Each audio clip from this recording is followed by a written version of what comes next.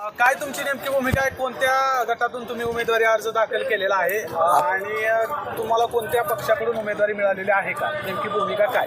आता सध्याला कुर्डू जिल्हा परिषद गटाचे मी उमेदवारी अर्ज भरलेला आहे. एक अपक्ष म्हणून भरलेला आहे आणि एक राष्ट्रवादी काँग्रेस अजित पवार गटाकडून भरलेला आहे आणि अजित पवार गटाचा मला एबी फॉर्म मिळालेला आहे.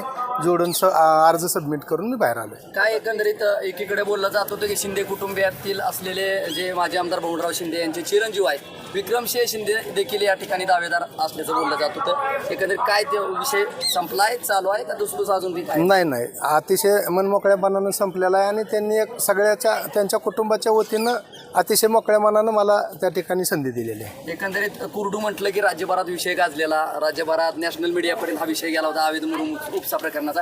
काय एकंदरीत आपल्या मतदारसंघातली विकास कामं आहेत किंवा काय विजन घेऊन पुढे आपण निवडणुकीच्या रिंगणात आहात? नाही, सध्याच्या घडीला आता हा मतदारसंघ मुळातच कुर्डू हा मतदारसंघ म्हणजे ज्या मतदारसंघानं या माढा आणि करमाळा तालुक्याला 2 आमदार दिलेले आहेत. पूर्वीपासून ह्या दादामामाचा मतदारसंघ म्हणून ह्या बालेकिल्ला म्हणून आजपुतरचा आहे. ह्याच्यातला विकास हा सर्व काही जे असेल ते आजपुतरच्या दादामामाने केला आहे. त्यांच्या मार्गदर्शनाखाली याच्यापूर्वीही मला माझ्या पत्नीला जिल्हा परिषदेची संधी मिळालेली होती. आम्ही प्रामाणिक काम केले आणि आताही जे काय आता अडीअडचणी ग्रामीण भागातल्या असतील त्या सर्व अडीअडचणी सोडवण्यासाठी कटिबद्ध राहील. कोणत्या पाण्याचा प्रश्न काय मग गाजलेला आहे कुर्डूचा? आता सध्याला कुर्डू असेल, आंबड असेल, पिंपळकुटे हे 3 गावाचा जे पाण्याचा प्रश्न आहे आमचा तो अंतिम टप्प्यामध्ये येऊन ठेपलेला आहे. आता त्याची लास्टची सुप्रोमा फक्त निघायची आहे. 3री सुप्रोमा निघली की ते काम मार्गी लागते आमचं. एकंदरीत कोणाचं आव्हान असणार आहे, आपल्याला टफ फाईट होईल असं बोललं जातं ना. आता समोरून बाळासाहेब ढेकणेंनी उमेदवारी अर्ज दाखल केलेला आहे. आज भारत पाटील यांनी एक अपक्ष म्हणून अर्ज दाखल केलेला आहे. मध्यंतरी कुर्डू नावाचं गावाची जरा थोडी बदनामी काही कारणानं झालेली आपल्याला पाहायला मिळाली. त्या बदनामीचाच बदला घेण्यासाठी ही उमेदवारी पुढच्या काळामध्ये तुमचं विजन ती जी काय घेऊन तुम्ही लढवता निवडणूक? जी बदनामी कुर्डूची झाली होती त्या कुर्डूची बदनामीचा बदला घेण्याची ही कुर्डूतनं आता संधी मिळालेली आहे. ही बदनामीचा बदला घ्यायसाठीच ही उमेदवारी ऍक्च्युली. हे आव्हान मोहिते पाटलाला डायरेक्ट आहे.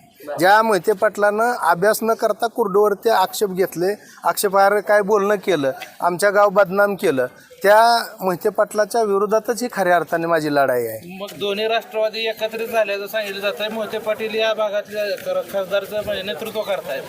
नाही, आता ते दोन्ही ती वरिष्ठ लेवलचा विषय आहे. परंतु आता कुर्डवाडीची नगरपालिका मामांनी राष्ट्रवादीच्या ह्याच्यावरती लढलेली आहे आणि करमाळा मतदारसंघातले 2 गट हे मामांच्या वाट्याला गेलेले आहेत.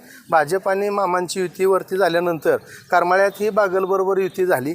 तिथलेही गट मामांनी वाटून घेतले होते आणि कुर्डू आणि बोसरे गट हे मामांनी वाटून घेतलेलं असल्यामुळं हिथं राष्ट्रवादीला ती जागा जाणार होते. कारण मामांनी कुर्डवाडी नगरपालिका ही राष्ट्रवादीच्या चिन्हावरती लढवलेली आहे. त्यामुळं हिथं मामांनी भाजपबरोबरच्या युतीतनं ही 2 जागा सोडून घेतलेल्या. शेवटचा प्रश्न दादामामाचा बालेकिल्ला म्हणून आपण अनेक वेळा सांगितलेला आहे. आता हा बालेकिल्ला या निवडणुकीत म्हणजे मागच्या विधानसभा अखंड राहणार का? अखंड राहणार. या बालेकिल्ल्याला भेद पडायचा संबंध येणार नाही. ओके.